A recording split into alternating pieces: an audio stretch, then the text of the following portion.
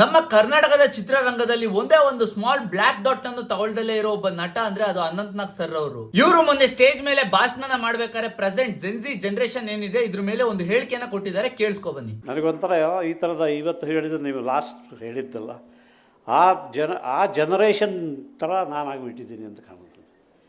I feel like that. ಅಂದರೆ ಎಲ್ಲಿ ಎತ್ತ ಹೋಗೋದು ಅಂತ ನನಗೆ ಗೊತ್ತಾಗೋದಿಲ್ಲ ಆ ರೀತಿ.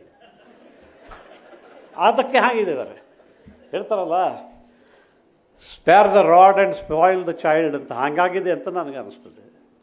ಭಾಳ ಮುದ್ದು ಮಾಡಿ ಭಾಳ ಎಲ್ಲವೂ ನಾವೆಲ್ಲ ಬಾಲ್ಯದಲ್ಲಿ ಪಟ್ಟ ಬಡತನ ಅಥವಾ ಅದರಲ್ಲಿ ಯಾವುದನ್ನು ಅನುಭವಿಸಿದೆ ಈಗ ಬೆಳೆದಿದ್ದರಿಂದನೇ.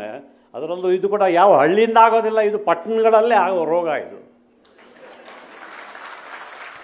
ಹಳ್ಳಿಯಿಂದ ಬಂದವರು ನಮ್ಗೆ ಯಾವ ಇಂಥದ್ದು ಅಂಟು ರೋಗ ಬರಲಿಲ್ಲ, ಇವರಿಗೆ ಬಂದಿದೆ. ಇವು ಅವರ ಕ್ಷಮೆ ಕೇಳಿದರು ಪ್ರಧಾನಿ ಅಂತ ಅಂದಾಗ ನನಗೆ ನಾನೇ ಕೆನ್ನೆ ಮೇಲೆ ತಪ್ಪಾಯಿತು, ಯಾರು ಕ್ಷಮೆ ಕೇಳೋದಾ ಇವರದ್ದು? Anyway, that is the greatness of our prime minister. ಮತ್ತೆ ಇನ್ನೊಂದ್ ಕಡೆ ಅದೇ ಸೇಮ್ ಜನರೇಷನ್ ಬಗ್ಗೆ ಒಬ್ಬ ಆರ್ಮಿ ಚೀಫ್ ಉಪೇಂದ್ರ ದ್ವಿವೇದಿ ಅವರು ಏನ್ ಹೇಳಿದ್ದಾರೆ ಕೇಳಿಸ್ಕೊ ಬನ್ನಿ.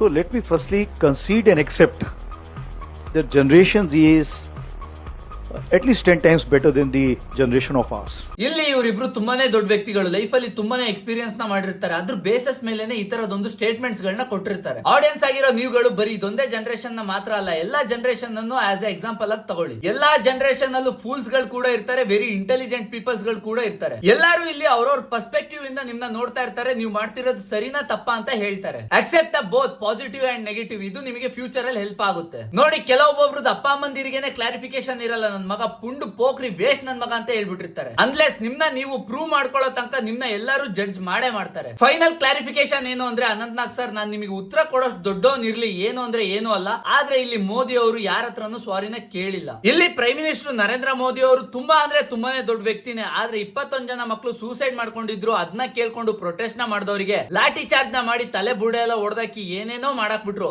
ಅದ್ರಿಂದಲೇ ತುಂಬಾ ಜನ ನರೇಂದ್ರ ಮೋದಿ ಅವರ ಹತ್ರದಿಂದ ಒಂದು ಸ್ವಾರಿನ ಎಕ್ಸ್ಪೆಕ್ಟೇಷನ್ ನ ಇಟ್ಕೊಂಡಿದ್ರು. ಆದ್ರೆ ಇಲ್ಲಿ ನರೇಂದ್ರ ಮೋದಿ ಅವರು ಯಾವುದೇ ಸ್ವಾರಿನ ಕೇಳಿಲ್ಲ. ಇನ್ನೊಂದೇನು ಅಂದ್ರೆ 1947 ಅಲ್ಲಿ ನಮಗೆ ಸ್ವಾತಂತ್ರ್ಯ ಸಿಕ್ಕಾದ್ಮೇಲೆ ಎಲ್ಲರೂ ಅವರವರ ಹಕ್ಕುಗಳನ್ನ ಕೇಳಿ ಪಡ್ಕೊಳ್ಳೋದನ್ನ ತುಂಬಾನೇ ಕಡಿಮೆ ಮಾಡ್ಬಿಟ್ಟಿದ್ರು. ಆದ್ರೆ ಈ ಜನರೇಷನ್ ಮಕ್ಕಳೇನಿದಾರಲ್ಲ, ಆ ಸ್ವಾತಂತ್ರ್ಯದ ಮೂವ್ಮೆಂಟ್ ನ ಮತ್ತೆ ಸೃಷ್ಟಿ ಮಾಡಿ ಹೊಸ ರೆವಲ್ಯೂಷನ್ ಅನ್ನೇ ಕ್ರಿಯೇಟ್ ಮಾಡ್ಬಿಟ್ರು. That is the biggest power of this generation ಅಂತ ಹೇಳಕ್ಕೆ ನಾನು ಇಷ್ಟಪಡ್ತೀನಿ.